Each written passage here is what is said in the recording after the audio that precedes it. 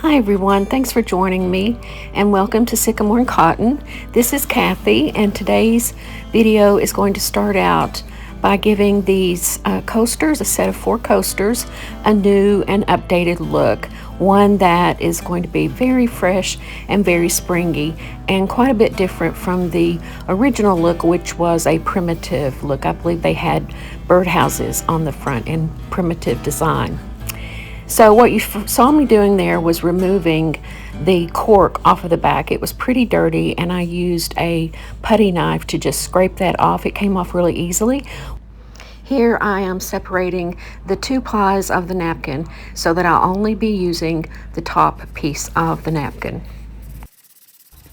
And here I'm just sanding off some of the adhesive that was left on after removing the cork. It came off pretty easily and pretty clean, but there were a few places that needed to be cleaned off.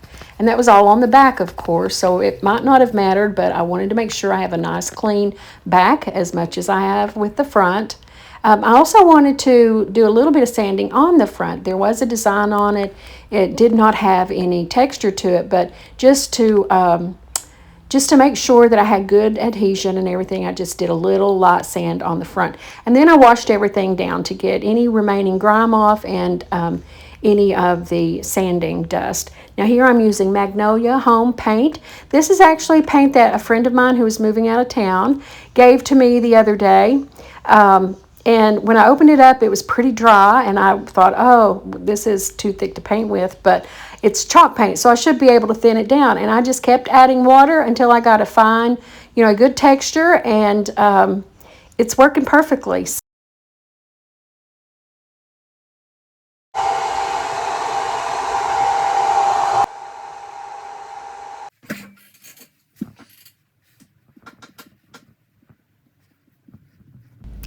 After getting 2 coats applied to the backs and allowing that to dry, I started painting the front. And here is the original design, which wasn't bad at all, but I just wanted to give it a different look. So with the front, I also applied 2 coats, drying between each coat, and then I was ready to start with the decoupage.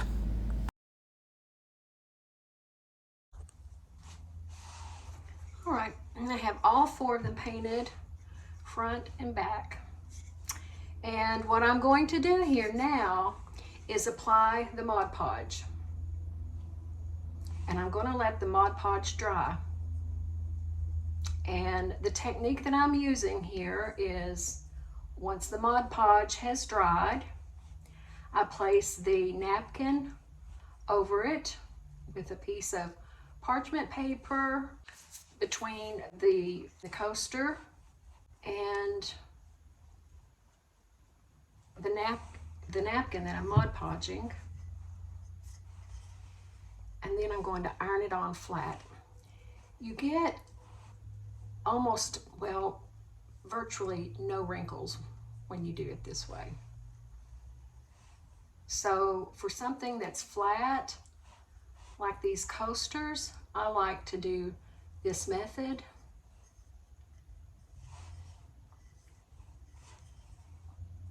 I guess it's an extra step, but it's well worth it.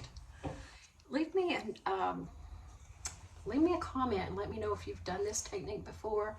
All right, so now we'll dry the Mod Podge.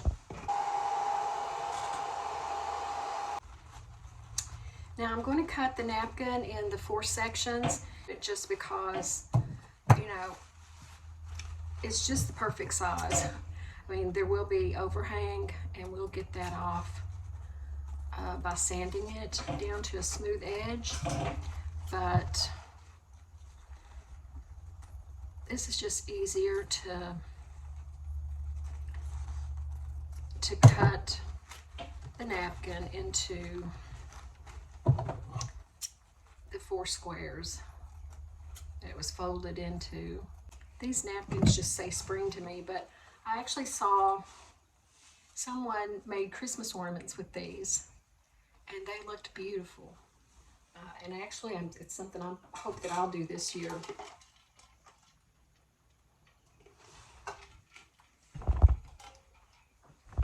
Now, what we need to have here is a piece of parchment paper for this that I got with my Cricut vinyl. And I've already got my little iron started, and I'm just gonna place my napkin down. You can see there. See if I can move it over here so you can see better. I'm sorry I don't have my camera set up well. I'm always a work in progress. All right, and now I'm just going to iron it over.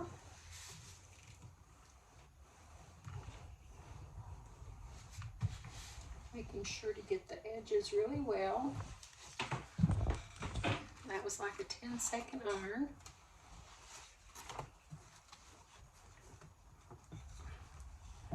And that went on perfectly. Perfectly. I love it. Let's do the next one. Just going to lay down my napkin.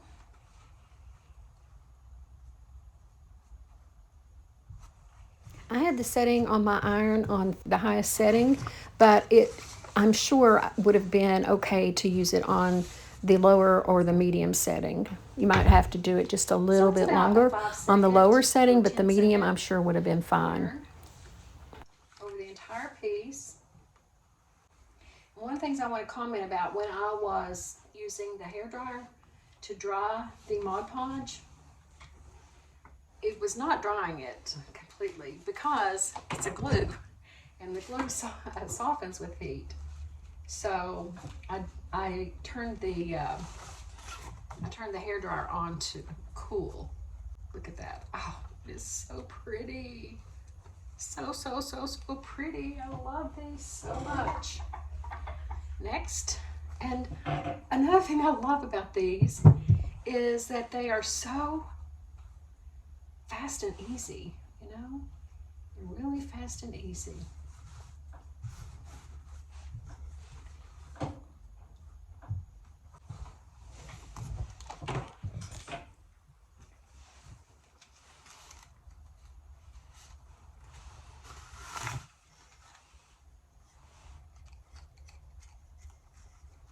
So excited to do these. I actually had a customer who asked me a while back, did I have any more? And she had bought some of the ones that I did last year, and I didn't know that, and I just happened to run into her, and she was a local small business as well, and it just really warmed my heart that she had given my shop some attention.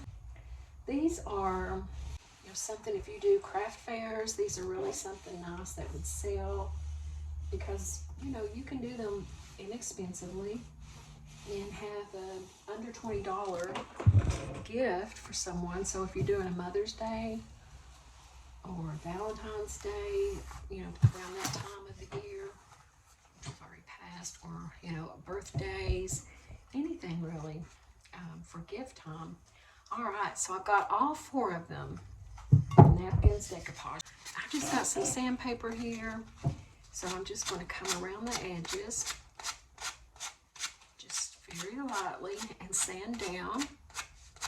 You don't want to sand up because that can then pull your napkin up, and you don't want to do that. I mean, it's down on there with adhesive, but if there's any chance that it's not adhered well, it will come up. And this is a really great way to get your smooth edges. You don't have to worry about cutting it with the scissors or an X-Acto knife or anything. This gives you a perfect straight edge finish. And there's the first one. Are we done? Not yet. Got some other things to do with these. I'm going to go ahead and get the edges off, and I'll come back. All right, for these, I am using Dixie Belle's Gator Hide. That's the one that I have seen recommended most by others who make coasters. You can just brush it on using this sponge brush.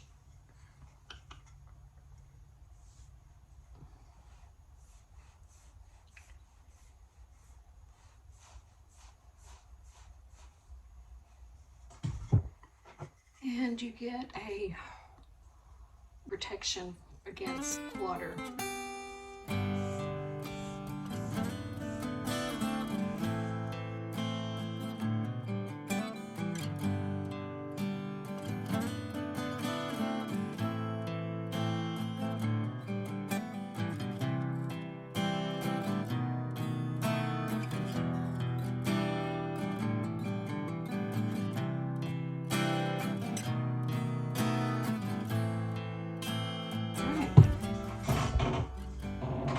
Stir well before each use. Apply sparingly using a sponge, synthetic, or foam brush. This is actually a foam brush. Apply 2 to 3 coats, allowing 2 hours of dry time between each coat. So I've got my first coat on, and I think I'm going to go around the edges with it. I did apply 3 full coats because I wanted to make sure that these were as water resistant as possible. And I also applied some to the back. Then I put some of the felt stickers on the back so that it would protect the surface of the furniture these lay on. And I also went around the edges with Rub and Buff, gold Rub and Buff. And I'm sorry I didn't get all of that on film, but here they are. I packed them together, stacked them together, wrapped them with a white ribbon, tied a bow on it, and these will be heading to my shop soon. I hope you like them. Let me know in the comments.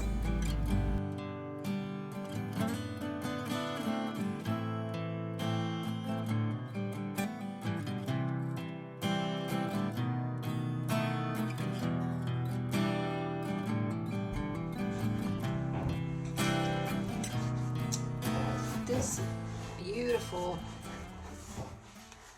box. It's heavy. The inside is gorgeous. The bottom I've already taped off to keep from getting paint on the bottom. I had done this a while back, and then I got to the point of getting ready to paint it, and I thought, well, what color am I going to paint it? Which is something I run into pretty frequently. And today, just, it's been sitting out on my counter for, I don't know, a month, probably at least. And so I decided I'm going to paint it in this gorgeous chalk paint by Folk Art. And it's the color Blue Suede. It's a really gorgeous color. So let's see which brush I'll use today. I'm going to use this brush. And I'm going to start with the top.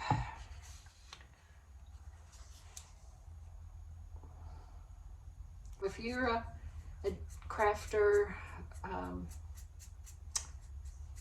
DIYer, do you have a hard time deciding what color to paint? Because I do. I get ideas from other crafters and creatives, and that helps a lot. But, we all have our own unique pieces. So sometimes I just get something and I'm stuck as to what to do with it. And then just all of a sudden it'll hit me. So I think it's just, the right timing with everything. Getting down into these details, and when this is all dry, a dry brush of white over these details, it's going to show off the details, the design so much better. Let's leave it to dry. And next we come to this big box. It's a pretty good sized box. Let's start from the bottom. And the sides, rather.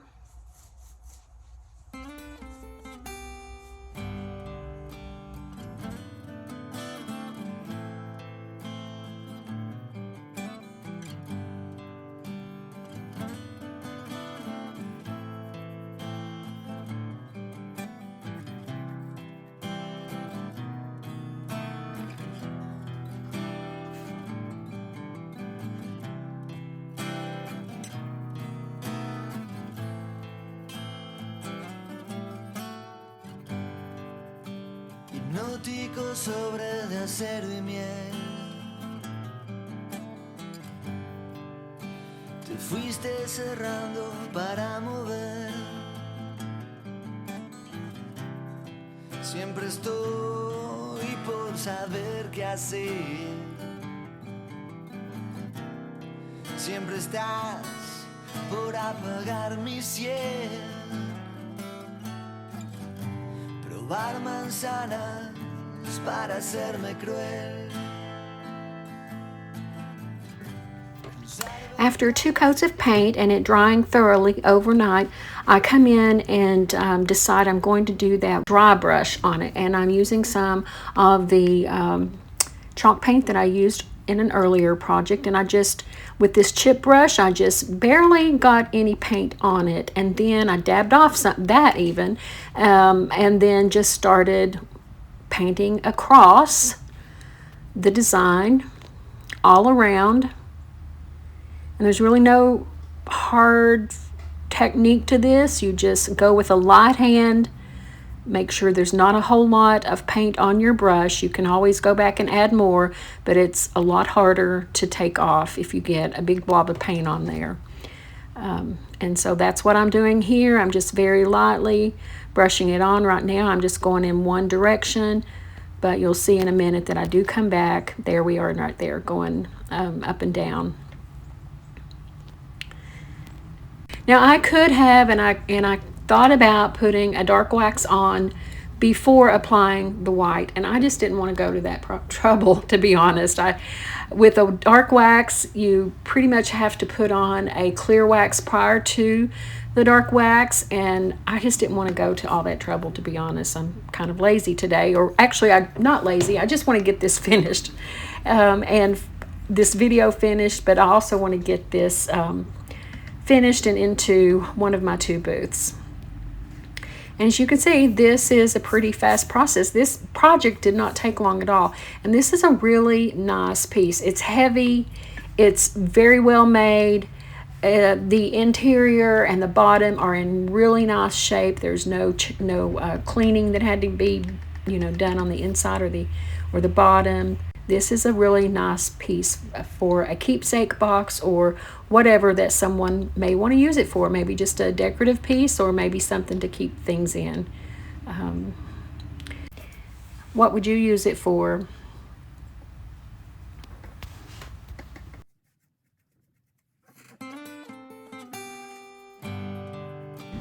And that's basically it for this project. I will go in and apply a top coat because this is chalk paint and it does need to be protected.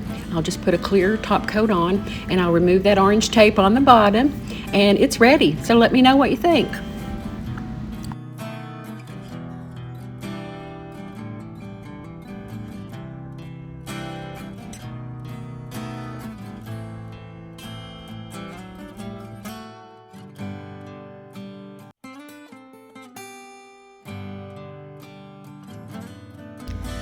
Next project is making something I've wanted to try for a while, and that is faux forced bulbs. I love the look of spring bulbs blooming inside, but the problem is spring bulbs don't stay bloomed out very long.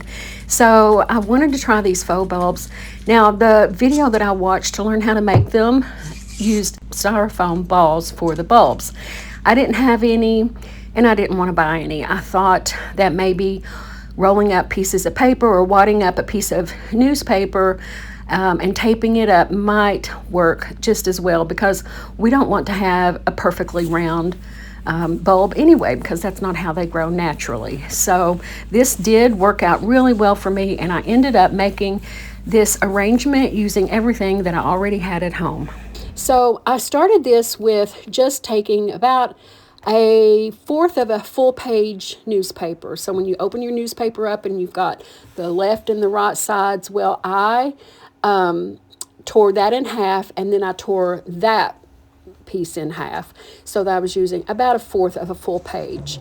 And I rolled it up into a tight little ball, and then, trying to shape it as a ball. But remember, bulbs aren't perfectly shaped, and And then I do put a little tape around it just to help hold it together. And then I use my X-Acto knife to make a cut in both ends of it so that I can then put my stem, the wire of my tulip stem, down through that ball. Here I'm unrolling a piece of craft paper that was actually in something that we've ordered. I save all of those because I have an Etsy shop and I'll reuse packaging like that. But I grabbed a sheet of that, and you want it to be wrinkled, so if it's not wrinkled enough, you can roll it up and wrinkle it really well and then unroll it.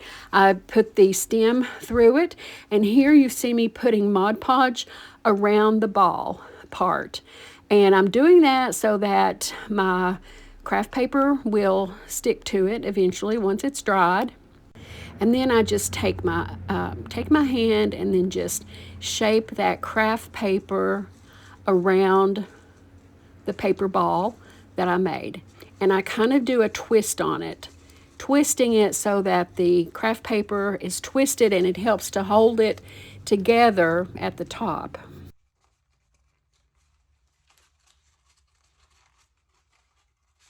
Now this is kind of long right now, and so I'm tearing off the paper so that it looks more natural. And you know, bulbs don't typically grow that large.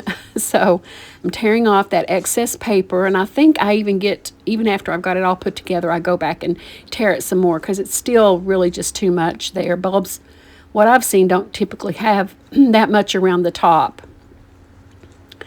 But I put the stem back down in it, press really hard all the way around. And here I'm putting more Mod Podge, and you can use just white Elmer's glue. You don't have to have Mod Podge or any kind of special product, just glue, regular glue would do. Make sure that whatever you use dries clear. And I'm just brushing it on.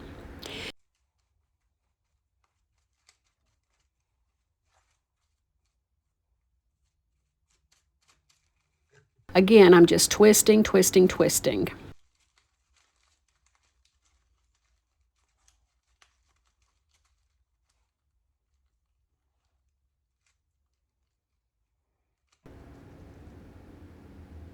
And I'm drying it now just to kind of force dry that Mod Podge. And I just tore off a piece of moss, reindeer moss I think is what it's called. And just put it through the wire on the tulip so that it attaches to the bottom of the bulb. And then that is supposed to be the roots that grow out of the bulb when it's actually rooting. And then I just stick it down in some styrofoam, and I have two there you can see, and then I'm working on the third one. And this one, I'm trimming back the top on the bulb as well. You want to make sure that you tear off any excess at the top of the bulb and not cut it with scissors, because you want that organic edge around it, not, you know, a straight line that scissors would make. And I'm just doing the same thing again, just twisting it up. And next what I'm going to do, and unfortunately my camera stopped recording because my memory was full on my phone, and it stopped before I noticed it, and I went through the whole process of giving this a finished look. And so what I did, you see there's styrofoam in the cup. I did glue it down because these flowers are kind of top heavy, and I felt that they would be falling out of the cup. So I glued in the styrofoam, as you see there, and then I got out some green, not the reindeer moss, but actual dried moss that you can buy in the craft stores, and it has its beautiful fresh green color. And I glued that on top of the styrofoam to cover it and give it a natural look. A few things that I want to make sure that I mention is, number one, when you are cutting off the stem of your flower, whatever kind of flower that you're using, mine actually has a green tubing around the wire, and it is very similar to what the leaf is made out of. So what I did is I just cut around that outer portion and then was able to disconnect that from the rest and just pull it off and leave the wire. You do want to have the wire there so that you can push it down into the styrofoam. The other thing is, when you are cutting back the length of your flowers, you want to kind of have them not staggered, with a big difference in their height, but don't have them all the exact same, within a half an inch or a quarter of an inch or close, but not the exact same height. To me, that just looks more realistic. While the Mod Podge is drying, I leave them standing in the styrofoam so that they'll be unbothered and can dry easily. And this part is where I had removed them and actually started applying the Spanish moss. And as you can see, it will cut off here in just a minute.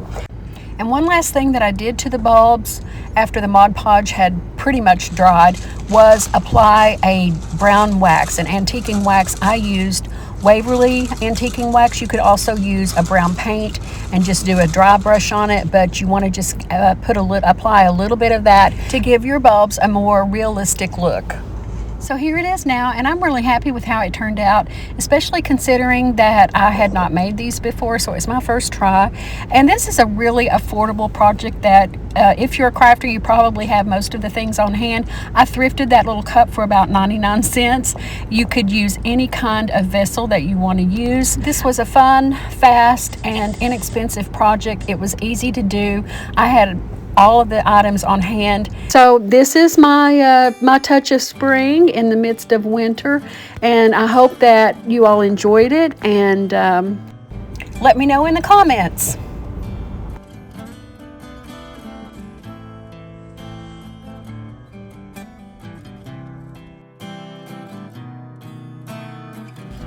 I made another arrangement off camera, and I'm really happy with how it turned out.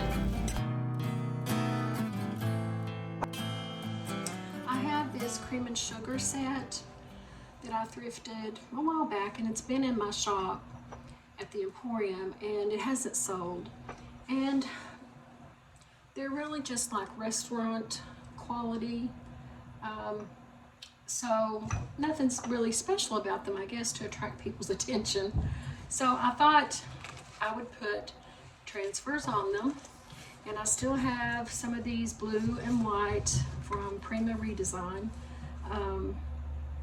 If you recall me using them on something a couple of videos ago, I don't even remember what it was. So I'm going to put some of these on here, and hopefully they will sell. The challenge here will be right here where there's an edge. So I'm going to go ahead and cut that, and hopefully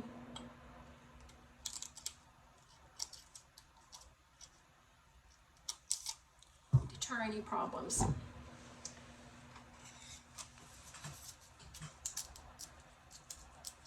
I had already cleaned it with glass cleaner, so it was good and clean.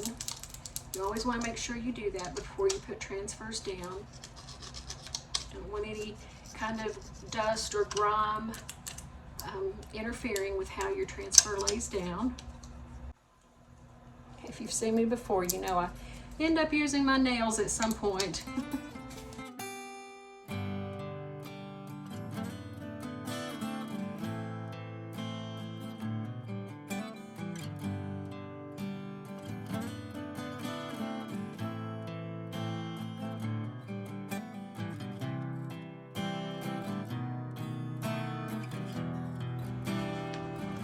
I think this is really going to be pretty.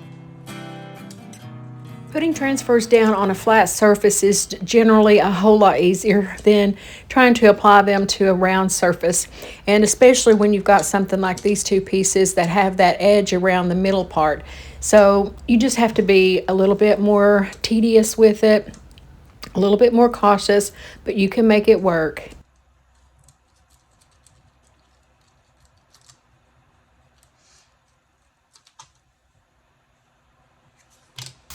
Once the transfer is applied, you need to burnish it with something. You can use the paper, the vellum that, or the carrier sheet that the transfer came on, or you can use your fingers if you go very gently. I prefer using my fingers. Either way will work. Just find what works best for you. But either way, be careful.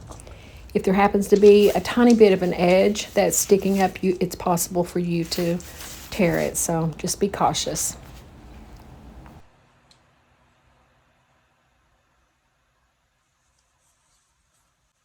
Is it pretty?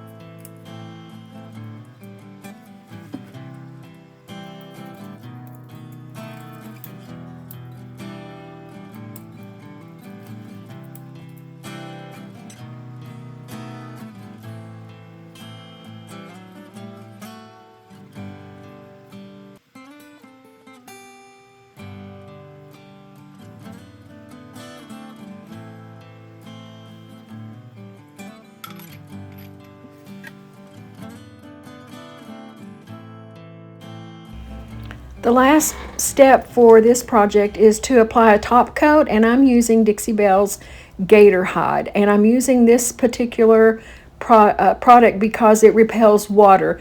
Now this is a creamer and a sugar and container, and people may want to use it rather than just have it as a decorative piece. And by applying this top coat, the Dixie Belle Gator Hide, the person who buys it will be able to use it and clean it when necessary using a mildly damp cloth.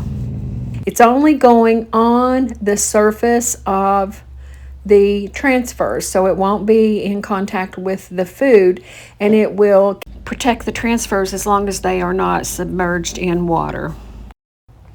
I could have used the Gator Hide to apply it all over each of the two containers, but I decided just to do the transfers because these two pieces have a nice shiny finish, and I like that to them, so I wanted to be able to keep that. And if I had put on any sealant, whether it's Gator Hide or any other sealant, there probably would have been some brush marks, a little bit of brush marks. It just would have made it look less professional.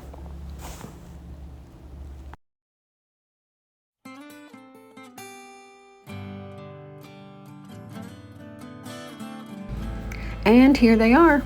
I think they turned out really well, and I hope that you like them. Let me know what you think of them in the comments.